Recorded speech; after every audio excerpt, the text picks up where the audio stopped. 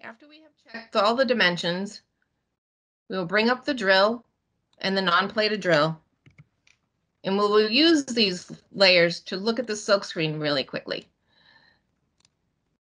This is just a visual verification that we do with all of the data just to see what the layers are looking like with a visual glance at each layer.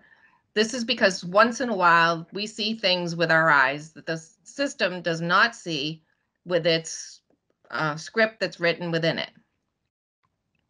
So I'm looking for features like the offboard silkscreen that's falling off the edge at the lower portion of the screen. I'm looking for a silkscreen that is falling within the holes of the connectors. And I'm looking for anything that doesn't look legible. So text that falls within text, or text that would fall within a line near a text, just an error that might have been made by the design engineer during layout. I can see at the bottom of the board that the text below is a little small to be printed. We'll zoom in really close and take a quick measurement of it.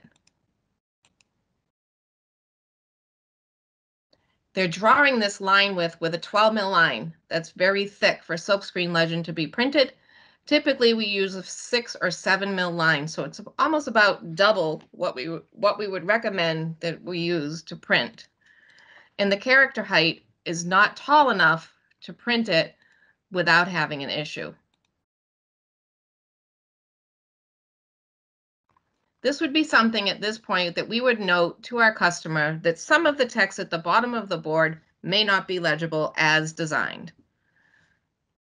At that point, they would have the option of checking the silkscreen themselves, making a correction, or running it as is with the possibility of it not being legible. The next thing we'll check is the outer layer, top side, to the drill. And it's the same process. We just scan around and look for something that may not be exactly right. Visual inspection is an important part of CAM engineering because we can see things that are designed and flawed that the system may not pick up. We recommend that you visually inspect every layer just with a quick pass to make sure that it's fine. The next thing we'll do is we'll check the top side solder mask to the top outer layer. I'm going to change the color to make it more prominent. In this case, we zoom up again. We want to get a good picture of what the solder mask looks like, and we'll take a few measurements. We'll measure the solder mask size to the copper size to see what the annular ring is. In this case, there's 3 mils annular ring around the copper pad, which is plenty to clear the mask off of the edge of the pads.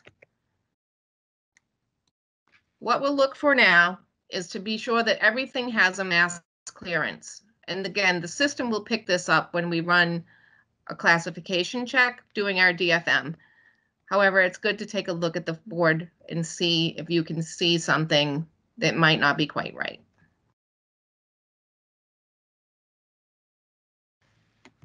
And a quick pass, it looks pretty good. We'll do the same thing with the bottom side. Take a quick look at it.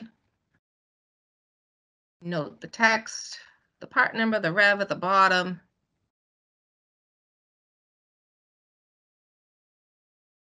When you've done this enough, you can go pretty fast. And then we'll look at the solder mask with it.